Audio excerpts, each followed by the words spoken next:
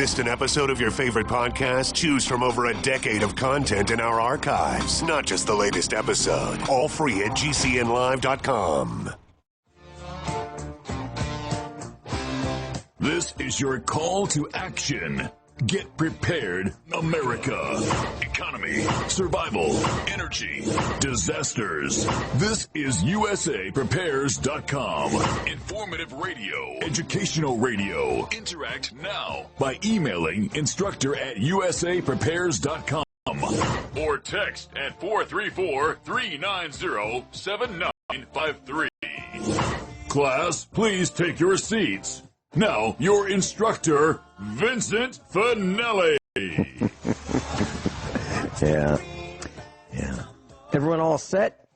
Cocked, locked, blissed? Dr. Shealy, are you blissed? Yes. It's great to hear your voice. Dr. Shealy, Jason's engineering the broadcast in Minnesota at GCN. And we've got a call-in line, class, if you'd like to give us a call, 866-582-9933. We'll pay for the call, 866-582-9933.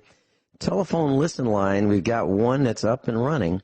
It's by Global Star. It only works when we are live. So other broadcasts are on that listen line when we're not live. So we are on the satellite, Global Star. They're kind enough to put us on the air. They like us that much. And thank you, Global Star. And that number for the telephone listen line is 712-770-9418. 712-770-9418. Dr. Shealy, we have Dan in Texas waiting patiently. Welcome, Dan. Hi, good morning. Great, what's up? Well, just letting you know that I am a school teacher, and of course not having to go to today, I figured I'd try to call in, and I do have a garden club that I started recently at my middle school, so it's just nice hearing all the things on this program over 2 years now and how I can help the students in the future. Okay. Dan, before you continue, I've got a question for you. Does the teacher's name Grace Thorne ring a bell with you? Have you heard her on the air with us over the years? I believe so. Okay. She was a middle school teacher. And that's what you are, right? Yes. Okay. What she would do is she'd get her whole... Yeah, I'm sorry. I have a few thorn in my side. Really? Literally? Middle school thorn in my side. So Grace Thorne was a middle school teacher, and what she would do is for an entire month, she would have her students think about what they would like to ask Dr. Shealy and Dr. Richard Allen Miller. And they would write it down, and then they would have to cogently recap it so that they would go, when they went to the conference room at the school, and we would connect with them on the air, they would go around the conference room table and ask their question of Dr. Shealy or Dr. Richard Allen Miller, the questions that they did not have the answers to from their books and the rest of their education. And it was really a neat thing because it taught them how to speak, it taught them how to be polite, taught them how to sit quietly and wait their turn. It was really kind of nice. It was actually extraordinary. So I'd like to make that offer to you. If you would like to do that, we can make that happen from our end. If you can make it happen from your end, if you'd like to do it. Your program is from 9 to 11 my time, and that would be something, of course, I would have to talk to administration about. So, and that's going to be the toughest. That's the toughest part, right there. Yes, bureaucracy is bureaucracy. Well, Dan, I got to tell you very seriously, we did it many times with Grace Thorne. The students loved it. They loved it because they got a chance to play in a big league on the radio, nationally, actually internationally heard, and they loved it. They thought all month about it. And what they would do is they would combine the skills from their history and science and all the classes, including English. All the skills would have to be brought together so they could ask their question, and then maybe a follow-up question or two or three or four.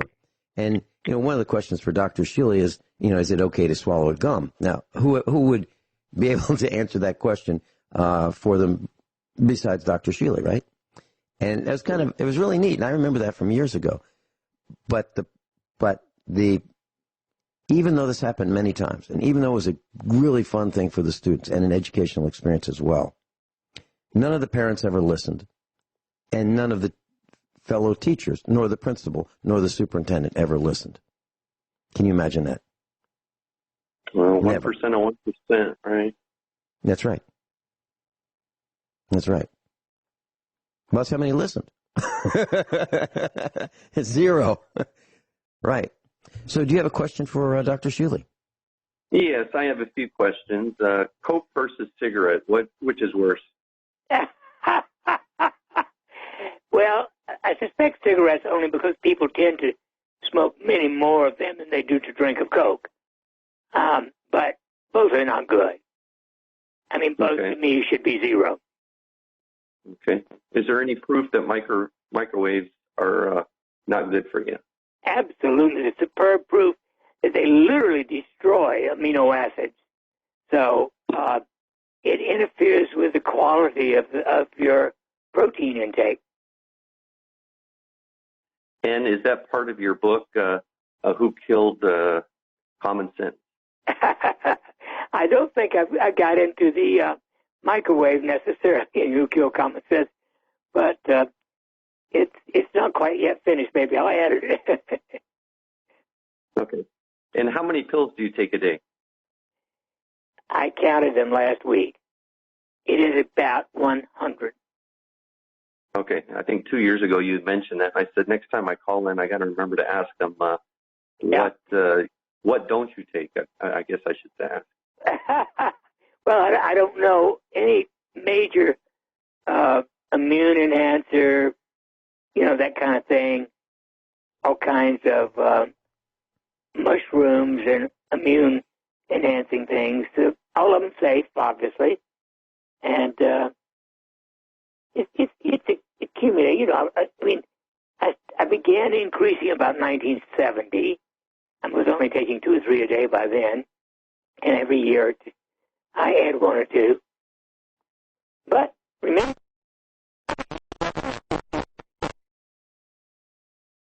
Shealy, you don't take fluoride supplements, do you? no, I would. That is poison. Well, I asked. It was tongue in cheek, of course, but there is a fluoride supplement pill, absolutely, and dentists prescribe it, and they tell their young patients, okay, yeah, well, you have well water, so you need to chew these little pink pills. I'm very serious about that. Chew them, swish them around. Chew them, swish them around. Oh, they're perfectly safe, they say. They are beyond stupid. They are evil, ignorant. It's one thing to be ignorant. It is another to be a criminal ignorant. Mm-hmm. And to me, dentists are as evil as the tobacco industry. And you say that because of the amalgam fillings, because of the fluoride? The two together, they're both poison. Mm-hmm. Dan, your comments? Dan, your comments? Well, as far as taking out all my metal fillings, and I lost a lot of trust in the American Murder Association and American, I don't know if there's any slang for the D, but doctors that are promoting that. Well, you could call it the American Death Association. The American Death Association might be a better way to say that instead of ADA. But it's vegetarian. My next comment is being a vegetarian healthy. Well, I consider vegetarianism, unless it's lacto-ovo, to be an unhealthy habit. Now, if you eat eggs and dairy products, it's okay. But without those, you are going to be missing some essential amino acids. Okay, so amino acids, like you said with the microwave. So say, here you are a vegetarian, and then you microwave all your vegetarians. You're killing the amino acids that you need to have to survive. Right. The number one that you can't get at all from any plant in the world that we know of is taurine, Taurine. And it is a very, very important amino acid. Okay. Well, I guess my last question now is for the captain. Why did you recommend me watching Walking Dead? Because now my wife and I are addicted. Well, I own stock. I own stock in Netflix and the American Movie Channel. I've never watched it myself. No, actually, I literally do not own any stock, and I haven't for decades. I was just kidding. But the reason I recommended The Walking Dead, and it's not for the reason most people might think. It's kind of gory, and you have these apocalypse type zombies walking around, and they're bloody, and it's not that at all. It's not the gore and the guts. I actually recommend discounting that portion of it. There are several reasons why I think The Walking Dead is critical, crucial, vital, required watching, is because it will show you human nature in the omnipresent threat. So you have these walkers, as they're called, or the biters, as they're called. They're always there, day and night, 24/7. So you always have that threat. Now, we have threats like that, and those are nuclear, biological, chemical, heat, cold, microwaves. I mean, there's so many kinds of threats that are all around us, just like The Walking Dead, except we can see the dead. Okay, we can see the walkers, if you will. That's one portion. So there's always this thing to be concerned about. You have to look all around you, 360 degrees, top, bottom, left, right, and 360 degrees, because of the omnipresent Walking Dead.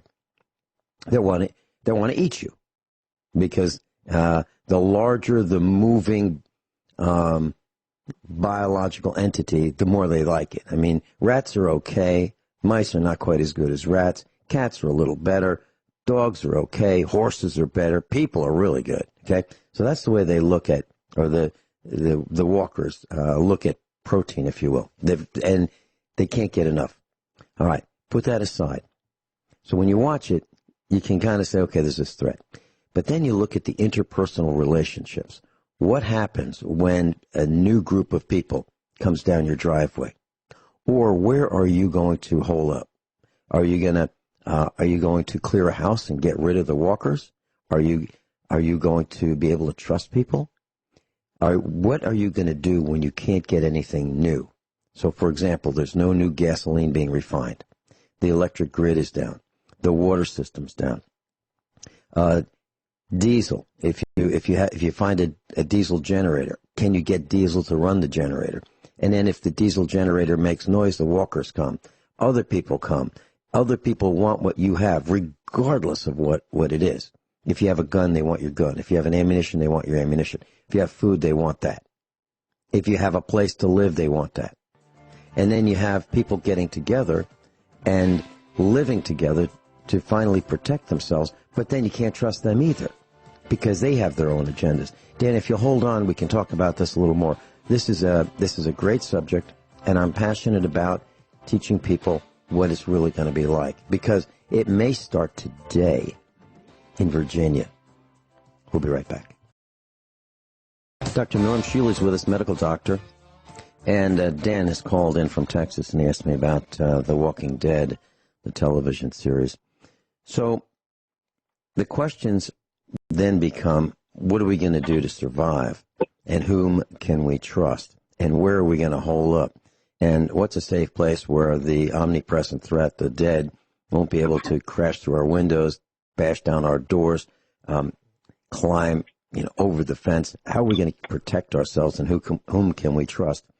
And it's a really serious situation. So, Dan, you saw all of that in the Walking Dead episodes that you have viewed with your wife. Is that correct? Yes, I think I'm up to season 7, and sometimes we'll binge watch 2 to 4 shows. So sometimes it gets a little carried away. Well, okay. And What you have to really discount is all of the gore of the walkers or the dead. But then the questions are, if you think about that and you think, can this really happen? To me, absolutely, positively, the behavior of people and the misbehavior of your new friends and your new neighbors and the guys in the little village down the road who want what you have because you may have guns, but they may not. So they're going to try to figure out how to get your guns and how to, deal with all the threats. And then, of course, the big thing is food. And do you have enough food? And for how long? And if you don't, where are you going to get it? Because I know people who say, I got me some seeds. Yeah? Okay, that's wonderful. But anyone who hasn't had a complete failure growing a garden for 3 years, when you first start, has a green thumb. If you haven't had a complete failure, it's tough. And it takes a long time. And you have to have the right seeds. And sometimes the seeds don't germinate. And what about people who have electric can openers? That's going to be pretty tough to open that can of food with a pair of pliers if that's all they have. And they'd be lucky to have a pair of pliers. So people think that can openers, are electric. They don't realize. You take a millennial and you show them a manual can opener and say, here's a can, here's a manual can opener. Let's cook this up. It's a showstopper. They don't know how to do it. And then, so here's a question I have for you, Dan. Not one of our instructors whom I've asked. I have not asked Dr. Shealy yet, and we can ask him right now. So here's the question for both of you. I will start with Dr. Shealy and then Dan. I have said that I don't know 10 people whom I can trust. So I live on a farm, and let's say there's 4 sides of the fence. And just pick whatever size farm you want. And so one person can watch one side, we'll say the north side, another person the south, east, and west side. So 4 people watching the perimeter, 8-hour shift. Do you know 10 people who you would bring into your house that would absolutely, positively stay on watch to protect you, remain quiet, not walk off, not fall asleep, not lose their concentration by something, equivalent of a cell phone, but let's assume the cell phones don't work. Do you know 10 people, Dr. Shealy? Because I do not. Who would stay? Dan? Okay, yes. Yeah, and I think of Jesus where he had his disciples and they all fell asleep, so I'd have to say no. Mm-hmm. He couldn't do it either. Dr. Shealy, you were saying something? Well, the point is that if you knew people like that, they would probably be trying to protect themselves. I mean, let's face it, what you're talking about is chaos. Yes. Yes. So here's going to be today. Yes. So here's another very simple example that all of us can think about in our own homes. Okay, so let's say we've got those 4 people on watch, and it's nighttime. It's their shift. And for some reason, we've gotten them to agree to go out there.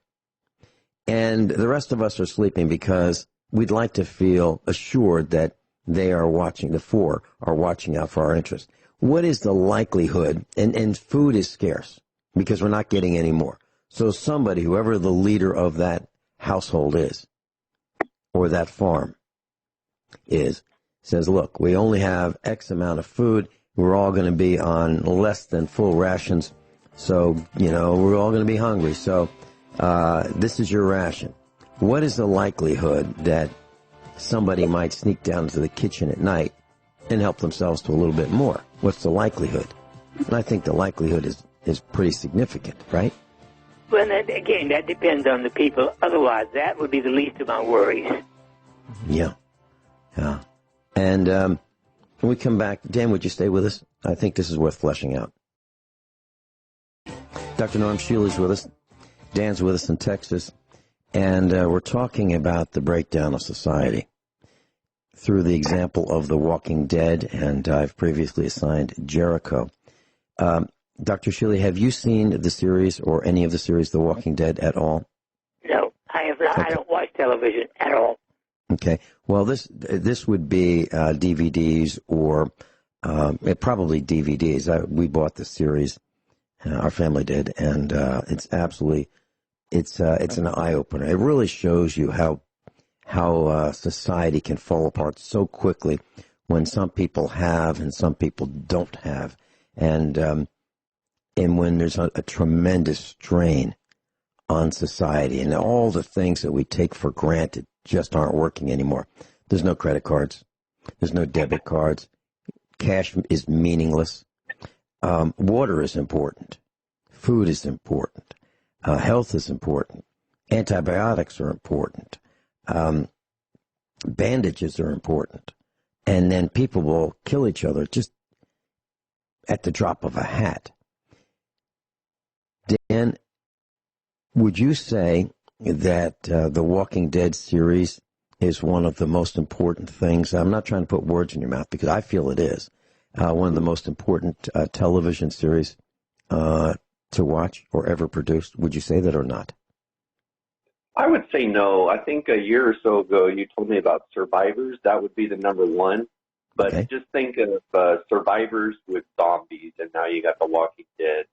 Mm-hmm. Mm-hmm. Well, But I would say very instrumental. okay. My top three are The Walking Dead, Jericho, and Survivors.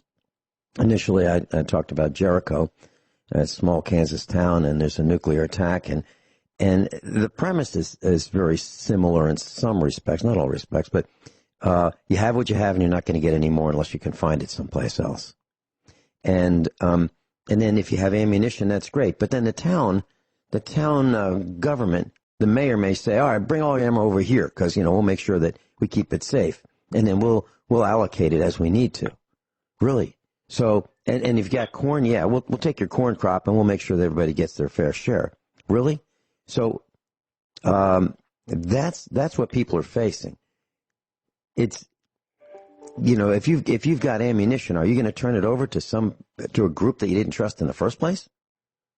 I don't think that's all that likely. And are you going to give your food to people you didn't like in the first place? Or are you going to be the distributor of your food as you see fit, if you have any? And what about all those people who laughed at you, before? Oh, those guys are silly. Those are conspiracy theorists. Those guys were talking about chemtrails, and they were talking about, the grid going down. Oh, it's a bunch of nonsense.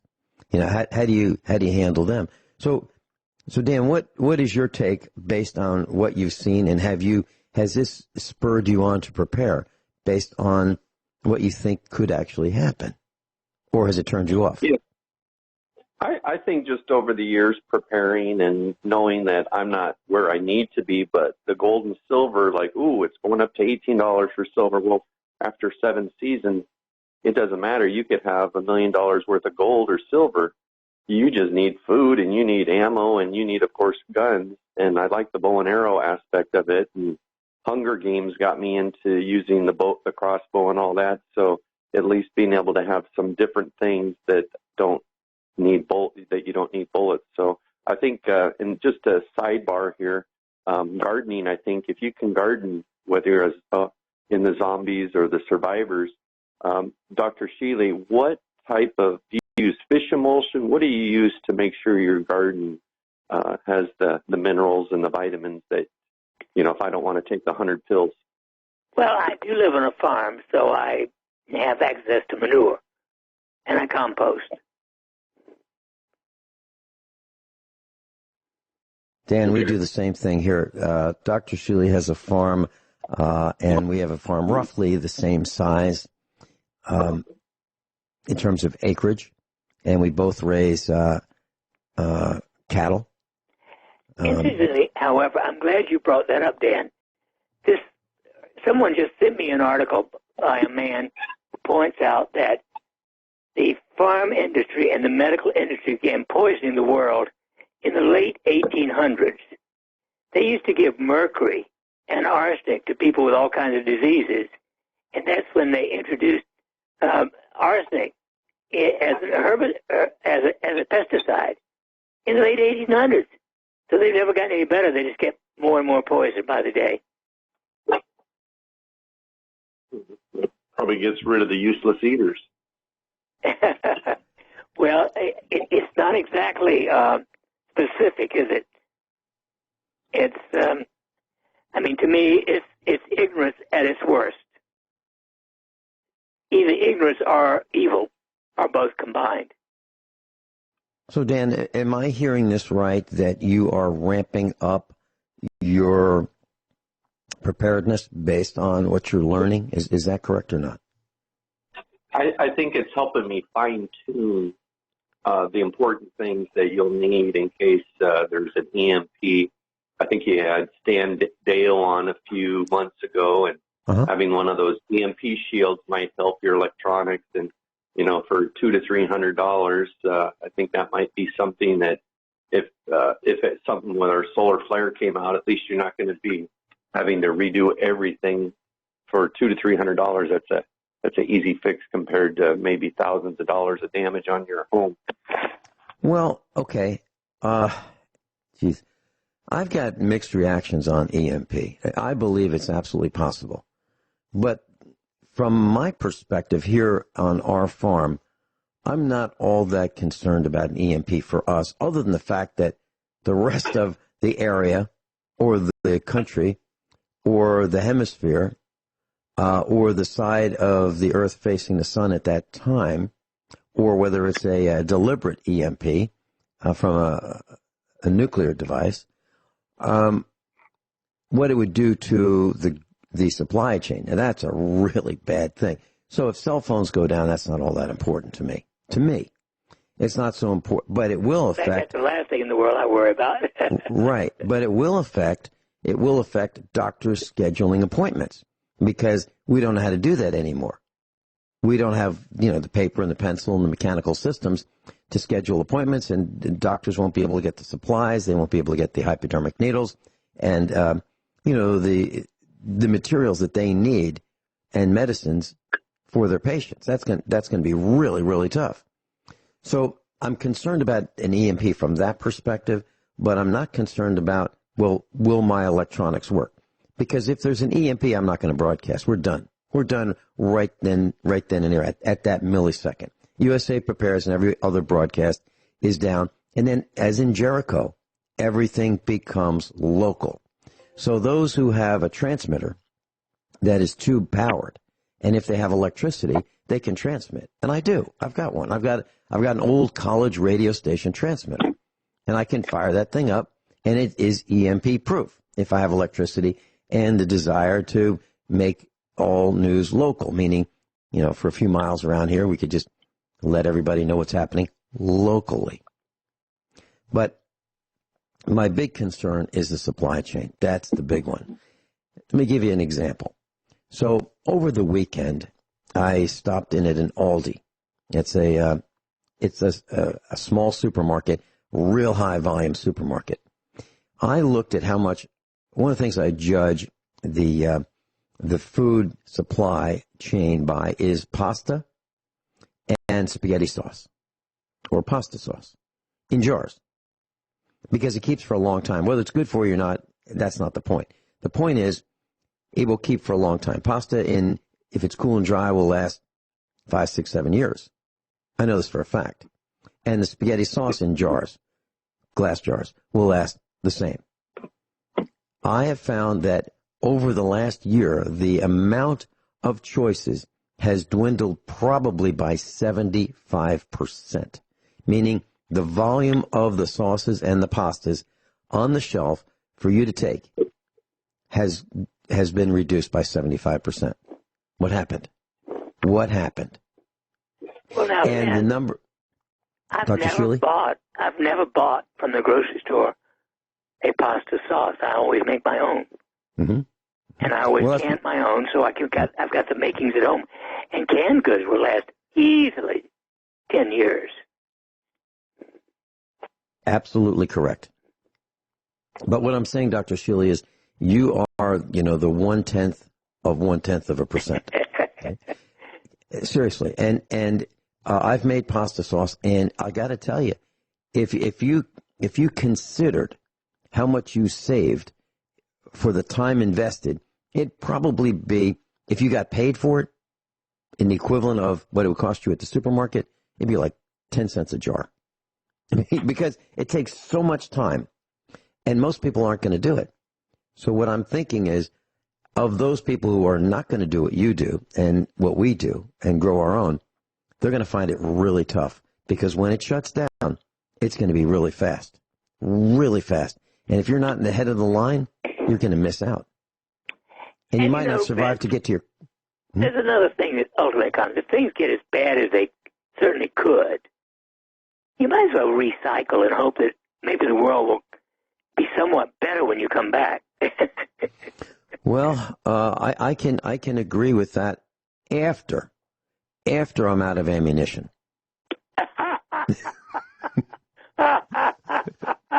Good on you, mate. Dan, your thought? Well, I mean, a few minutes ago you brought up about it'll affect the doctors the most, and I don't know if they're still the number one cause of death in the United States, but, you know, people might live longer knowing that they won't have to go to the doctor and get all these side effects from the prescriptions. Well, I'm not saying that doctors, it would affect them the most. I gave doctors as an example. I gave the people who make appointments for each other as an example, the medical industry, if you will. But it will affect everything. So, for example, as a farmer, if I need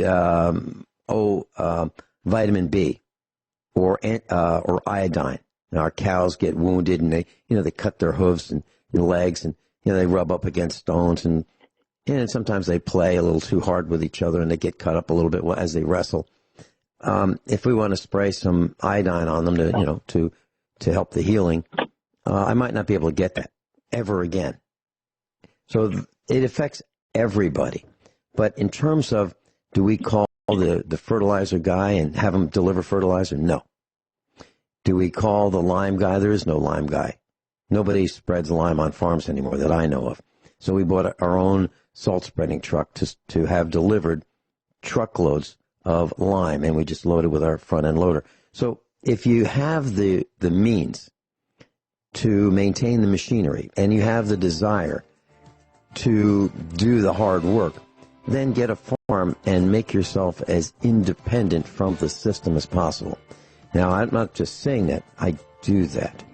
And, if things go bad and the supply chain goes down, Gwyneth Isaacs might be the last one to know about it in Australia because she lives off-grid. She might be the last one. We'll be right back. Dan, would you like to stay with us and flesh this out?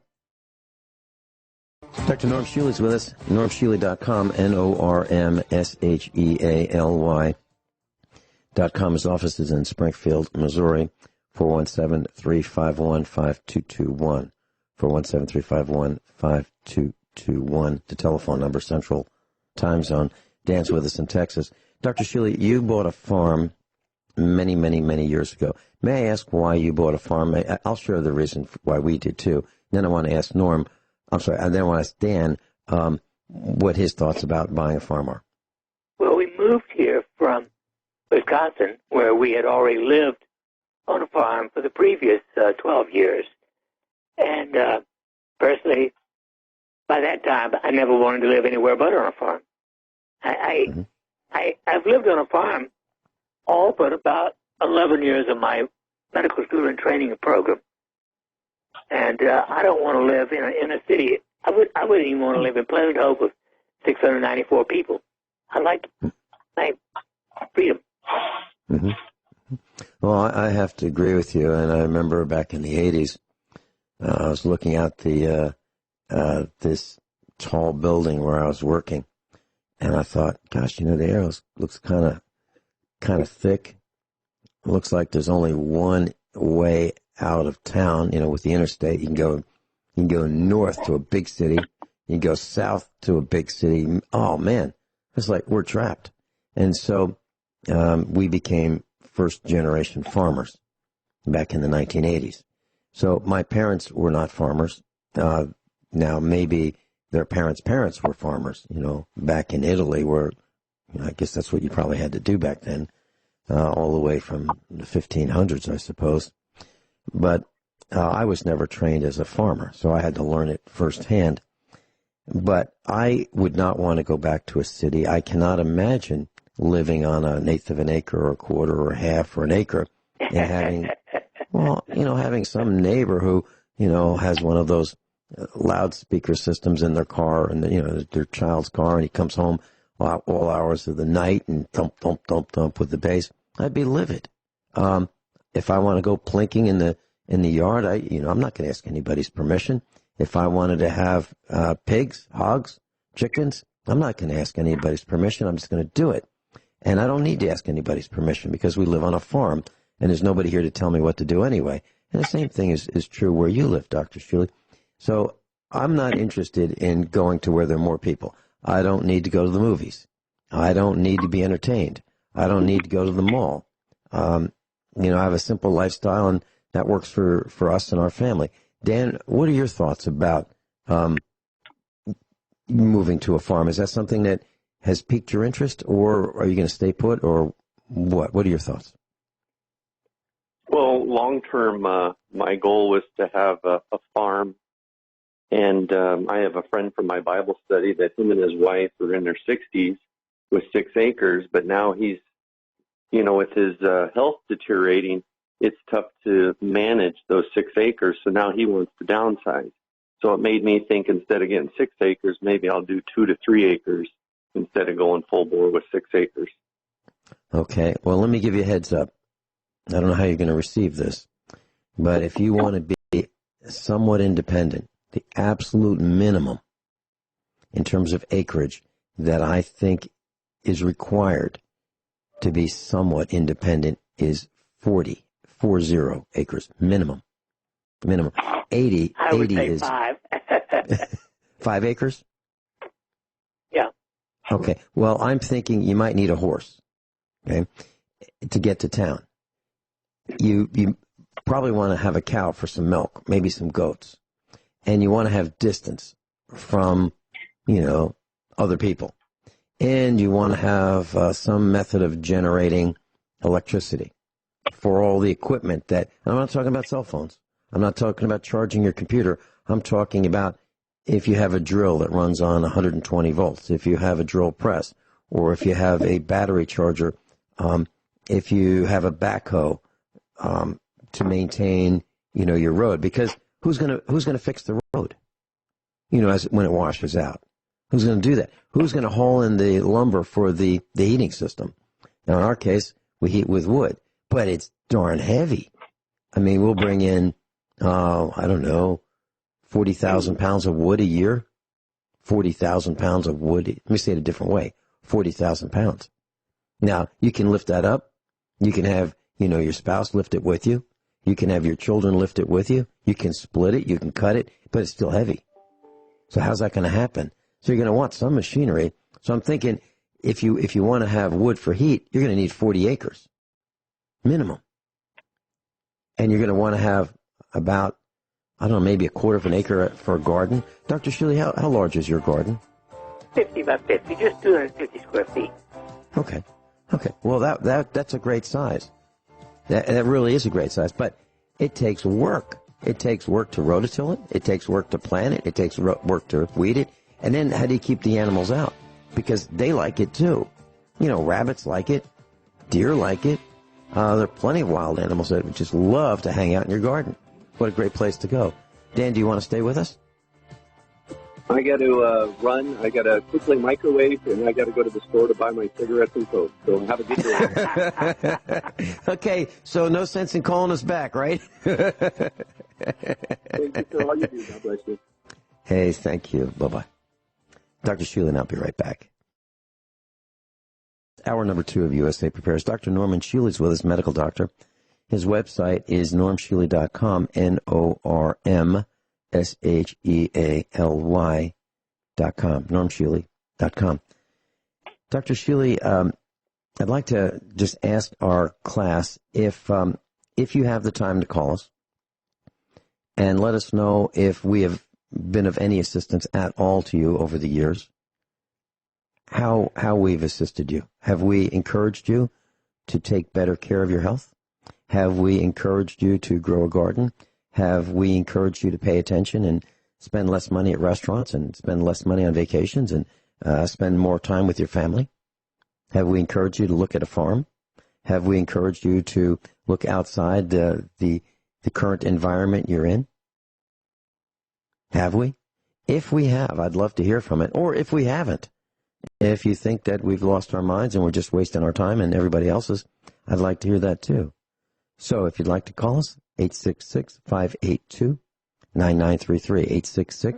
866-582-9933.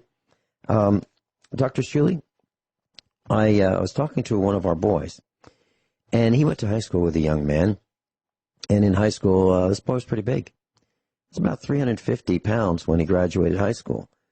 And our son and I were in the truck over the weekend, and he was saying, you remember him? I said, yeah. He said, well, he was sick of being fat, and he decided he didn't want to be fat anymore.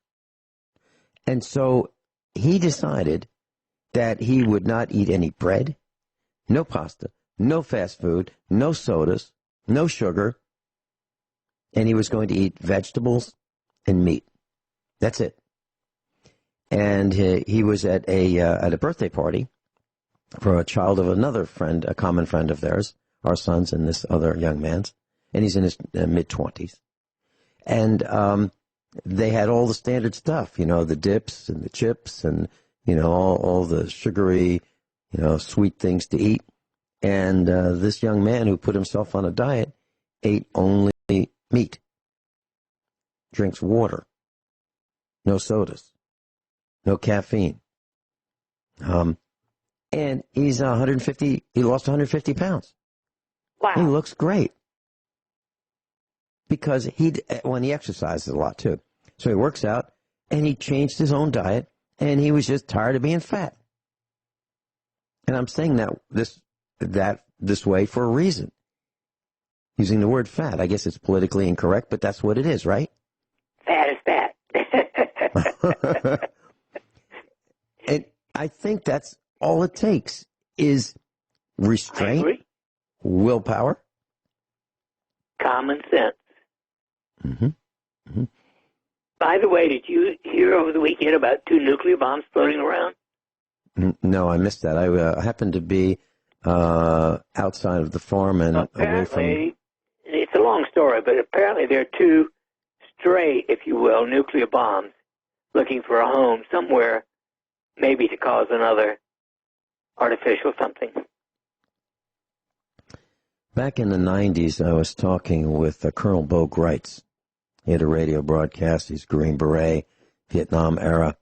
And he said that there are about, between 50 and 100 former Soviet suitcase nuclear bombs walking around. They've landed. They just haven't detonated. So suitcase nuclear weapons walking around. Yes. Yeah. So maybe that's there's 2 plus 98 more, the 2 that you're talking about. But yeah, pretty serious. And that's when we're talking about The Walking Dead.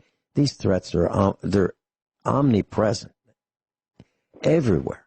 And just because we don't see them, just because we go to work every day and we're stuck in traffic and we think that's a big problem, that's just one tiny speck of the problems that we're facing.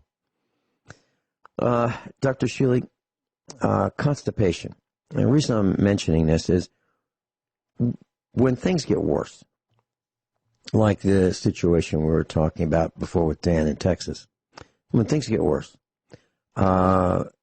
is it possible that we might be constipated because of the lack of choices, the lack of inputs to our digestive system? And if that is the case, what do we do about it? Well, how do we prepare so that does not happen? Well, I think I would recommend a jar or 2 of grapefruit pectin on hand. There are many, many different fibers that you can buy, and I somewhat prefer grapefruit pectin, I think, although I don't use it myself, but knowing what I know about fiber, I would think it might be worthwhile having a couple of bottles of grapefruit pectin for emergency. Okay. What about prunes? If we could store prunes. I don't mention those because if there's one thing where I would need the opposite, it's prunes. I love the taste of prunes, but I can't eat them. Okay. All right. They're great if you can tolerate them. Okay, what about grapes? If we can find grapes, in the wild, or if we are able to grow them on our location, wherever that is. They would help. Okay. What other fruits? Bananas? I don't think bananas are particularly good. They do have a fair amount of fiber, but actually they can help diarrhea better than they can help constipation. What about castor oil? I've never had it for that purpose, but is that something that people have done in the past? Oh, yes. Okay.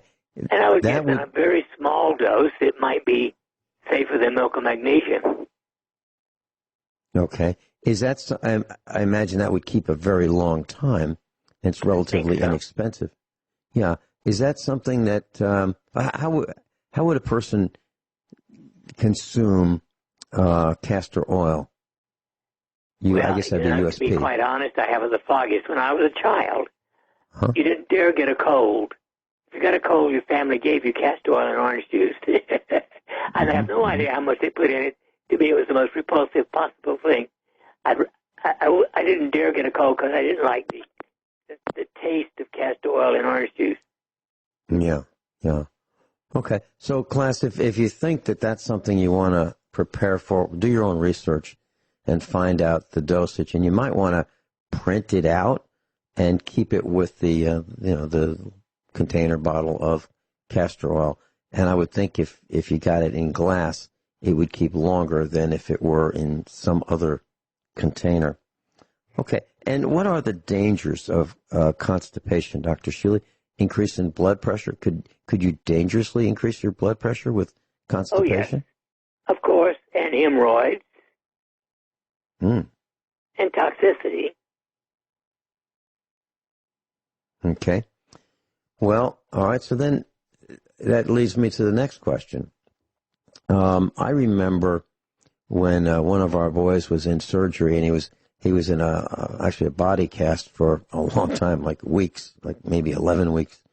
And he had some hip surgery when he was very, very young, and he could not have a bowel movement because he couldn't move his legs, because there was a bar between his legs, and he had a cast up to his mid-chest, from his ankles to his mid-chest, and just couldn't move.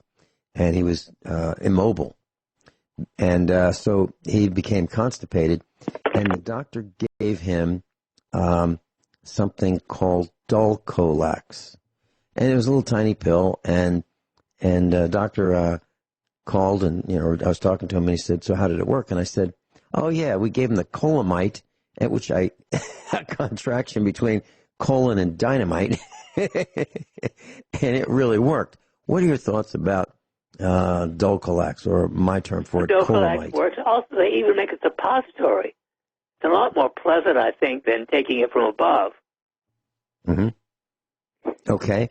And so, all right, so the next question is this the kind of thing that if someone were to use a laxative to clean out the system, is there a positive benefit for, doing a massive blowout for a day and a half or 2 days as a result of taking Dulcolax? Is that a beneficial thing, every year, every couple of years, or is it a bad thing to do? Well, I would not see a need to do it if you have irregular bowel movements. Now, most people vary all over the place from one or several a day to none a day. But I think 1 or 2 regular bowel movements a day is the natural, healthiest way to go. If you can train your body to do that. Okay. And what about those people, I've been in the men's room and you hear, the guy is winding up and then, having a tough time. All that pushing, does that lead to hemorrhoids? Or an enema or something. Okay. Does that lead to hemorrhoids, the pushing over the years? Absolutely. No question. Okay. So the answer is don't push. Have enough fiber so you don't have to. Get a laxative, take a Glucolax suppository, take an enema. Okay. And I remember from the 1950s, those enema bottles, not that I had one, but I remember seeing them, and you go to a drugstore, it was something that was really, really common. Warm water enema, right? Is that right? Yeah, our soap suds enemas. Soap suds. Jeez. Okay. I've heard about them. I have no experience, but. Okay. Is this something, since the enema bottle, I guess if you kept it in a plastic bag that was sealed like a Ziploc, and you kept the hose and the rest of the attachments, if you kept that from oxidizing, is that something that we should all consider having in our preparedness kits for the long run, Dr. Shealy? I haven't thought of that before, Vince. I think for people who are prone to that problem, yes. Okay. What if a person is dehydrated? We're going to get to Joe in just a second in Arkansas. What if a person is seriously, seriously dehydrated and we don't have an intravenous way of giving them fluid? Can you give them fluid rectally with an well, there are all kinds of enemas. One of the fads 20 or 30 years ago was coffee enemas. Yeah. And somebody claimed that was good for cancer. I have to say, as a neurosurgeon, I have never been infatuated with the rectum or enemas. So I have to say my knowledge there is beyond limited. Okay. Joe in Arkansas will be with you right after these few short commercial announcements. Please stay with us. Okay, we're back with Dr. Norm Shealy. I asked the question, class, have we been of any assistance to you and your way of thinking, and maybe moving to a farm, maybe becoming more self-sufficient? Have we encouraged you, or have we turned you off? Joe in Arkansas, welcome. You're on with Dr. Norm Shealy. Hey, good morning, Dr. Shealy and Vincent. Great. What's up? Hey, I got two questions for you, Doc, and comment on the enemas. Yeah, I've done coffee enemas, but I use a stainless steel bucket, and so that's just a recommendation for anybody that's going to do them long term. So there you go. Okay, great. So that bucket is for the output, right? Yes, sir. Okay. All right. What else can you share with us? Yeah, a question about, first, Dr. Shealy, what was that amino acid you said that vegetarians can't get? I'm sorry, I missed the question. What was the amino acid that you said vegetarians can't get out of vegetables? Taurine, Taurine. Okay. Thank you. And I have a friend that has varicose veins. What can you tell me to help her? Well, unfortunately, that is, I don't know. For the spider, the little ones, arnica can help immensely. The cream, arnica, like a homeopathic cream of arnica. But for the bigger veins, I do not know an alternative other than surgery eventually. Okay. Well, see, Vincent, you just helped me. Hey, thank you for calling. Well, Joe, were you going to tell us if we've been of any assistance to you in your thoughts about where you live, how you prepare, whom you associate with, and the activities you engage in? Yeah, absolutely. And I'd like to hear more from Joe Esposito. I haven't heard from him in a while. I'd like to learn more about the Wi-Fi and cell phones. Okay, I just wrote it down. Yeah, I think he's pretty I'll knowledgeable. give him a call. Oh, yeah, he's a great guy. Dr. Shealy, Joe Esposito lives in Oklahoma. He's a USA Prepares Instructor, and he wears a silver-infused suit to cover his body, all the way up through the collar because of the amount of electromagnetic radiation he received in the military working on radar systems, and it has damaged his body, and he can't go out and face the electromagnetic radiation that's everywhere without being in this suit. And it was $700, and that he said that many times on the air. He talks about the smart meters and the Wi-Fi, and it's really difficult to avoid the electromagnetic radiation in a city, and especially in a hospital.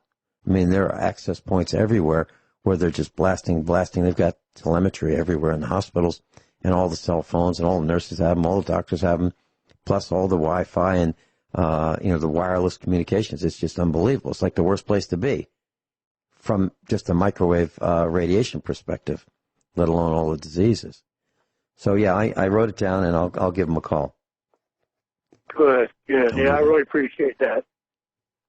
Okay. Are there any other ways that we've encouraged you to think about preparedness for your situation? Yeah, I learned a lot from Mike Ma. So. I'm looking at my wrist. That's the easiest scar to see. Yeah. I got them all over. Yeah, Mike Ma is a U.S. Marine, U.S. Marine Corps veteran, and he saw combat. 10% of Marines actually saw combat. So all Marines are not the same, but from that perspective, and Mike Ma is a very interesting individual.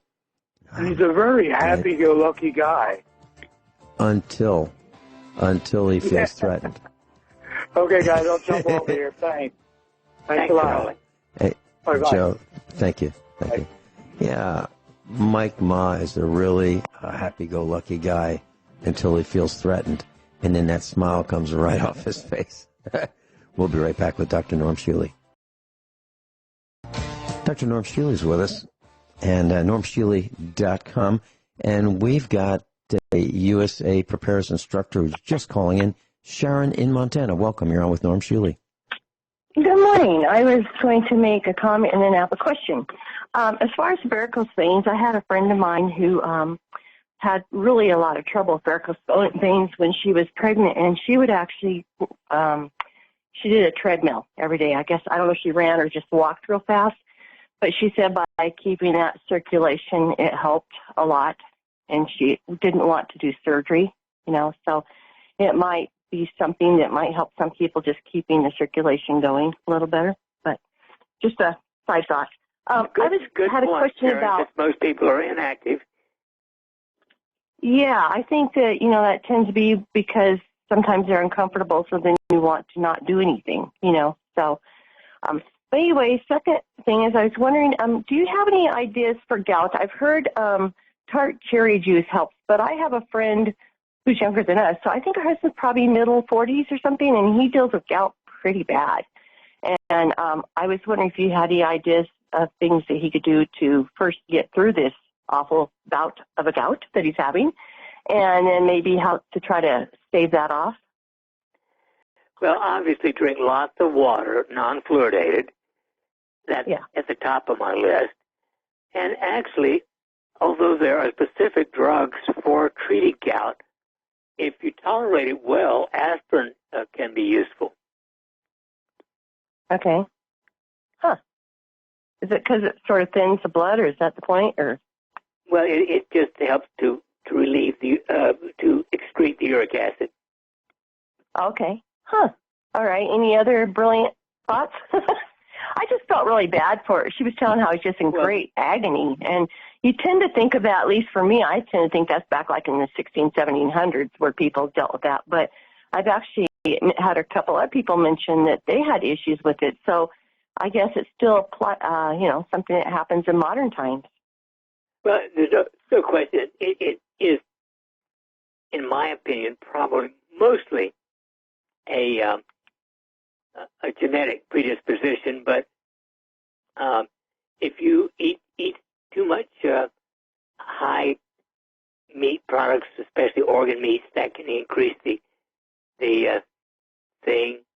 But it is inflammation at its best, and so one of the great ones is turmeric. Turmeric, regular turmeric with black pepper. Oh, interesting. Yeah. Yeah, that helps my husband, actually. He takes a lot of turmeric. I encapsulate for him. But, yeah, I hadn't thought about that. I'll throw that by her. I could even give her some to see if that helps a little bit with her husband. But, it's a very miserable condition, I guess. I mean, it sounds terrible. So, okay, well, I just wondered if you had any, great ideas. I know that some people have said that tart cherry juice helps that also. And I am a great fan of tart cherry juice concentrate because it's very anti-inflammatory, lowers cholesterol, lowers blood pressure, and tastes good. Oh, okay. It lowers your cholesterol too, huh? I didn't know that. Yes. Interesting. Okay, well, that's really all I had to ask. I just was going to check and see because you were moving into the medical questions now, so I thought it would be safe to call in now. Thank you very much. Appreciate it. I hope this is over. Thank you, Sharon. Thank you, Sharon. All right. Bye-bye. Okay, bye. That was Sharon, USA Prepares Instructor in Montana. Dr. Shealy, for those who don't remember, can you tell us what gout is? Because that's something I haven't heard in a very long time. Well, it's an inflammatory process. It can affect any organ in your body, but it's most common in the big toe. The big toe, probably second in the knee, but it can appear anywhere, and it's a swelling, and it's from deposits of a chemical called uric acid. All of us produce uric acid, but some people produce too much of it, and it gets deposited in tissues. One of the things that you mentioned over the years is consume enough water. And I think many people consume enough liquid, but not enough water. Well, there's no substitute for water. Yeah, and I've got to tell you. Even apple juice doesn't count compared to water. And I've got to tell the class that it's absolutely easy to feel difference if you get off soda and you just drink water. But I believe that if you drink just water that's not filtered and you live in a municipal water supply, that's not so good. So, well, of course. Yeah, a carbon block filter. Water is junk. You might as well drink Coca-Cola. So consider getting a ProPure water filtration system. Class, I think you'll find it's quite beneficial. Now, I used to sell them, but because of our trolls, I took down our website. So you used to be able to buy them from us at the lowest price in the country. But, we'd sell them at the same price everybody else did, except we'd offer you an instant rebate, which meant that it was a lower cost. But I couldn't say that we sold them for a lower cost. But we did, actually the lowest. And but because of those who have given us such a hard time, they have prevented all of you from getting ProPure water filtration systems from us at the lowest price. Dr. Shealy, one of the things that I'm very concerned about is a contagious spread of disease, and like a killer disease.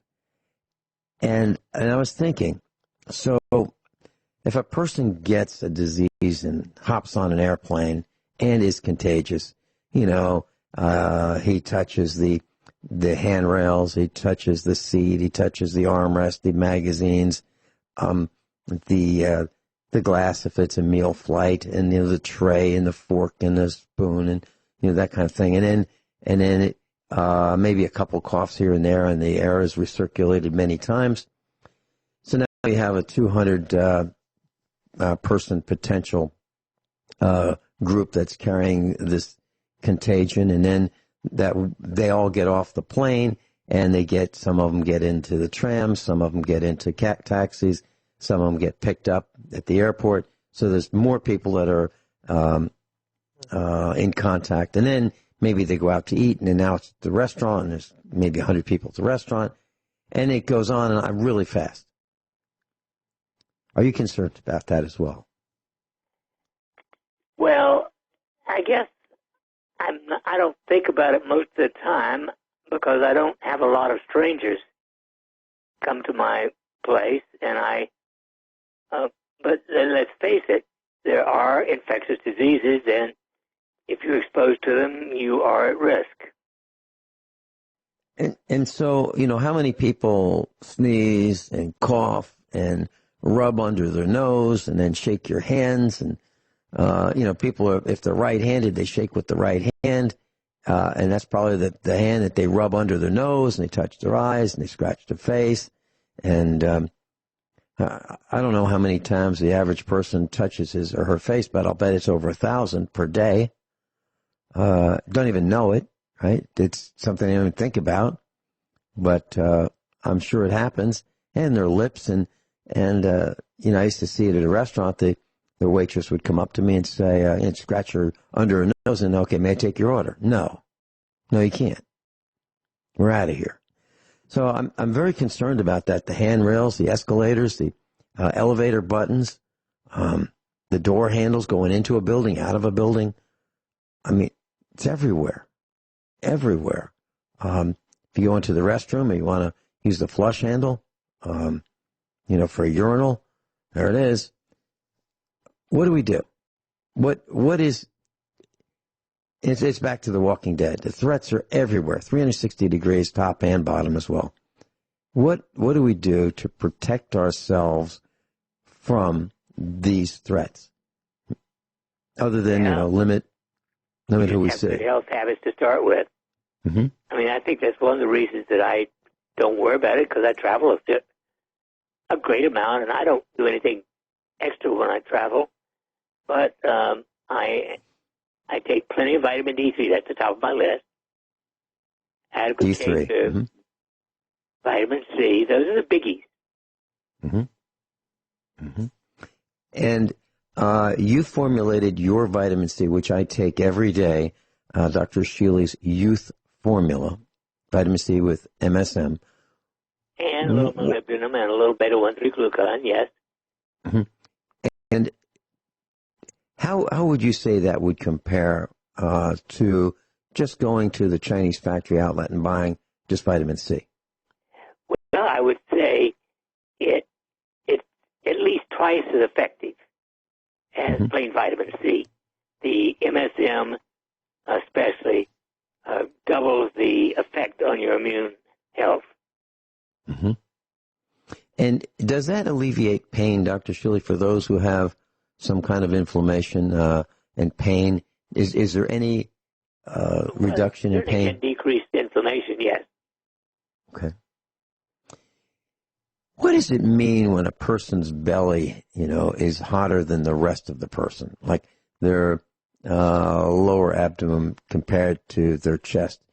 Does it mean that there's inflammation there? Oh, yes. Okay. And so what does a person do, assuming that there's no cancer or something like that, to fix that, treat that? Well, if it's an acute one, personally, I would take at least 25 grams of vitamin C IV. And I'd probably do that maybe once every year or two when I feel as if I'm got something knocking at the door. But you can also take extra vitamin D3.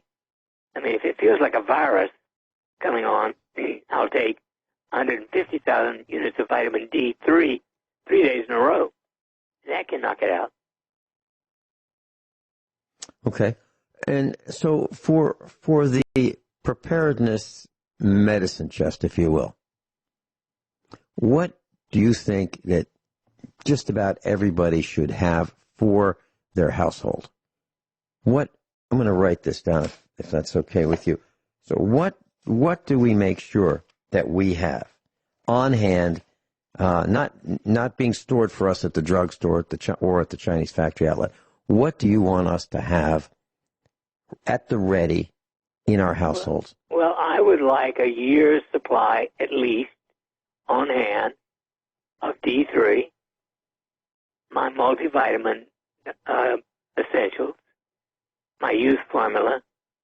Those are the absolute essentials. Now, I guess I would also like astaxanthin. Okay.